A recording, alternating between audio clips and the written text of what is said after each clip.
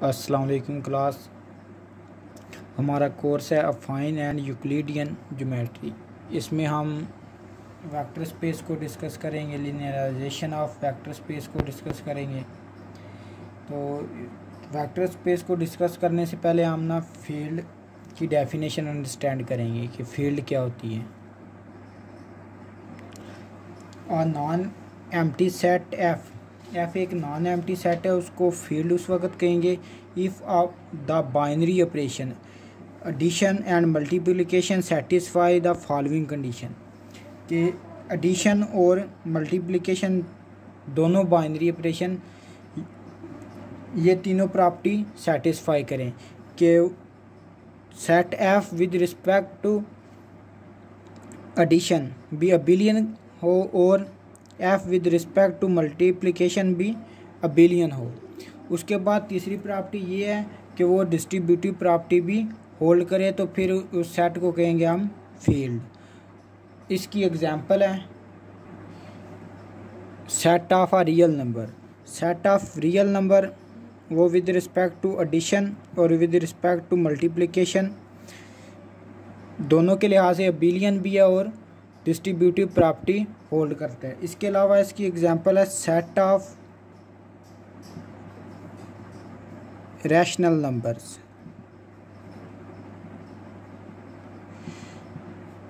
Set of rational number with respect to addition and with respect to multiplication abelian है और distributive property भी hold करता है। अब कोई सेट भी अबिलियन या कम्यूटेटिव कब होगा, उसके लिए उसकी कंडीशन है सबसे पहले कि वो सेट क्लोज्ड हो, कि अगर उस पर मल्टीप्लिकेशन या एडिशन अप्लाई करें तो उसका आंसर भी उसी सेट में आना चाहिए। उसके बाद एसोसिएटिव प्रॉपर्टी होल्ड करनी चाहिए।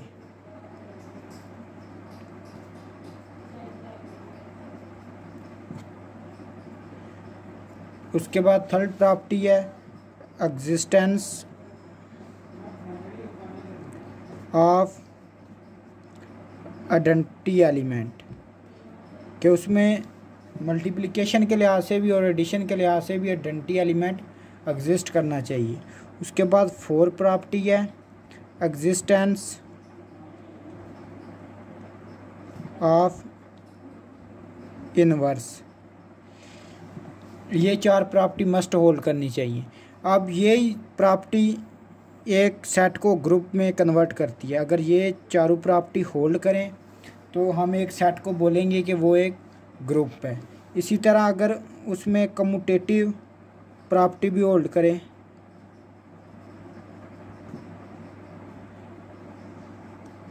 तो फिर उसको बोलेंगे अबिलियन। ये पांचों प्रॉपर्टी होल्ड करें तो फिर एक सेट को बोलेंगे अबिलियन सेट या अबिलियन ग्रुप। नेक्स्ट टॉपिक है वेक्टर स्पेस। ये इम्पॉर्टेंट डेफिनेशन है और बेसिक डेफिनेशन है। Let V be a non empty set and F be a field, then V is called a vector space. Over field F if it following if satisfying following axiom. तो सबसे पहले क्या है कि V is abelian under addition. अब जो F है वो तो फील्ड है, वो विद रिस्पेक्ट टू मल्टीप्लिकेशन और एडिशन दोनों अबिलियन होगा। लेकिन यहाँ पे जो V पे कंडीशन है वो सिर्फ क्या है कि वो अबिलियन होना चाहिए अंडर मल्टीप्लिकेशन। उसके बाद दूसरी कंडीशन है V W is equal to AV plus BW। AW और यहाँ पे A जो है वो F में से बिलोंग कर रहा है और V और W वो कैपिटल V से बिलोंग कर रहा है। अब यहाँ पे याद रखना है, ये जो v है इसको कैपिटल V से डिनोट करेंगे और ये जो v है इसको स्मॉल v से डिनोट करेंगे। ये एलिमेंट है और ये एक सेट है। उसके बाद थर्ड कंडीशन है a plus B is equal to A V plus B V. यहाँ पे a और b कांस्टेंट हैं, वो f से बिलोंग करेंगे और स्मॉल v कैपिटल V में से बिलोंग करेगा। फोर्थ प्रॉपर्टी है A B V is equal to A B V. उसके बाद फिफ्थ प्रॉपर्टी है 1v is equal to v 1 being multiplication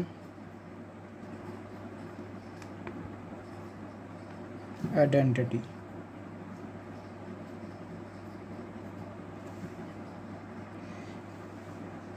उसके बाद ये बेसिक कंसेप्ट्स हैं। Elements of f are called constant or scalar।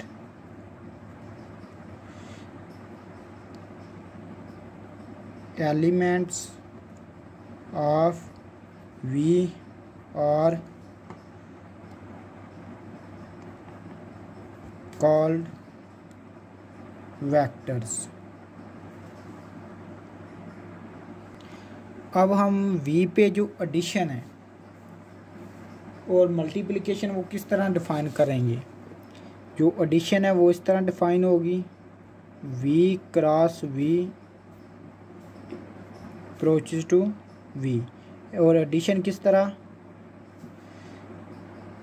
F cross V approaches to V। ये है addition और ये है मल्टीप्लिकेशन।